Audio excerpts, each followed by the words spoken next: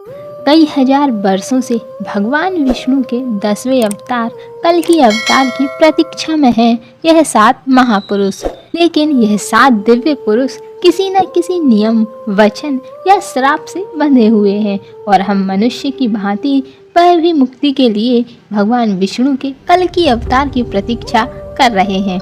तो आइए जानते हैं कौन से पुरुष किसी न किसी नियम, वचन या श्राप से बंधे हुए हैं और हम मनुष्य की भांति वह भी मुक्ति के लिए भगवान विष्णु के कल्कि अवतार की प्रतीक्षा कर रहे हैं।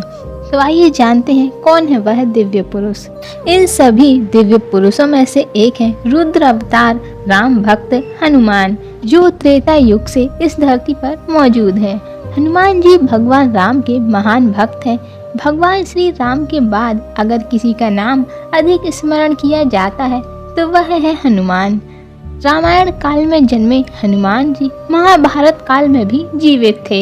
यह तो हम सभी जानते हैं कि हनुमान जी को माता सीता द्वारा चिरंजीवी होने का वरदान प्राप्त है और भगवान श्री राम द्वारा इस कलयुग के अंत तक धर्म और राम कथा का प्रचार करने की आज्ञा मिली है।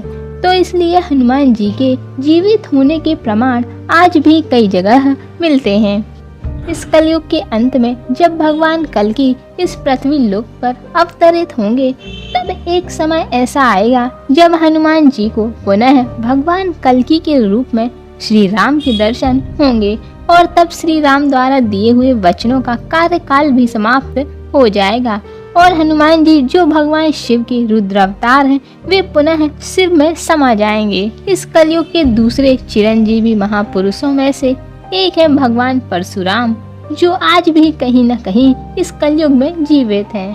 परशुराम भगवान विष्णु के 6वें अवतार हैं।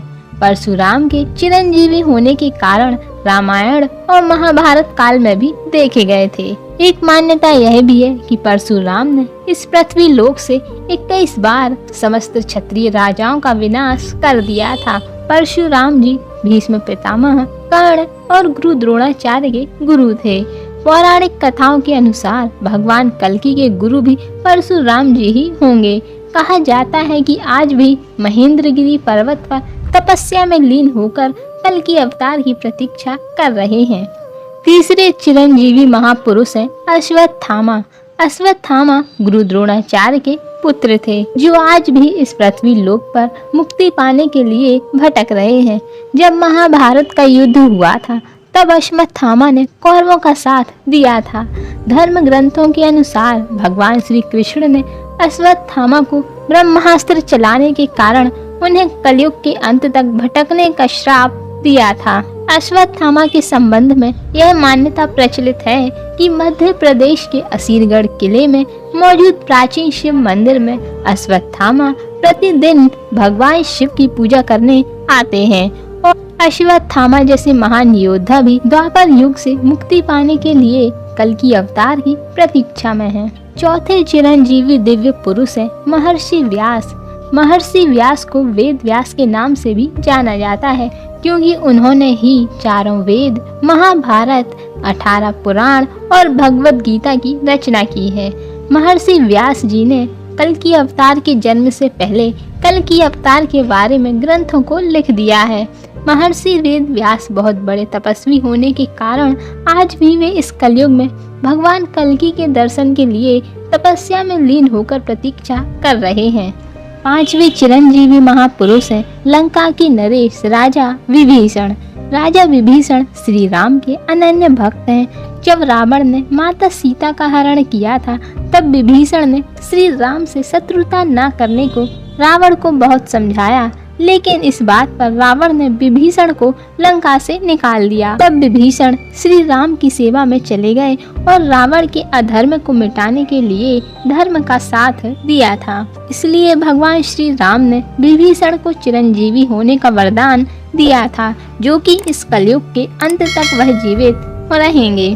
6वें चिरंजीवी महापुरुष है राजा बलि। राजा बलि के दान के चर्चे तो हर किसी ने सुने होंगे, लेकिन राजा बलि के घमंड को चूर करने के लिए भगवान विष्णु ने ब्राह्मण का वेश धारण कर वामन के रूप में राजा बलि से 3 पग भूमि दान में मांगी थी। राजा बलि ने कहा था कि जहाँ तक आपकी इच्छा हो 3 पैर नाप कर ले लो।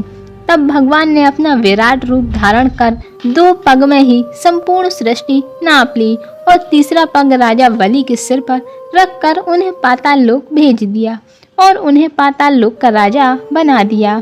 शास्त्रों के अनुसार राजा बलि भक्त प्रहलाद के पौत्र हैं। आज भी वह पाताल लोक में जीवित हैं और भगवान के कल्कि अवतार की प्रतीक्षा कर रहे हैं। इस कलयुग के 7वें चिरंजीवी महापुरुष हैं कृपाचार्य। संस्कृत ग्रंथों में कृपाचार्य को चिरंजीवी के रूप में बताया गया है। कृपाचार्य अश्वत्थामा के मामा और पांडवों और कौरवों के युवा स्थिति में आचार्य रहे थे।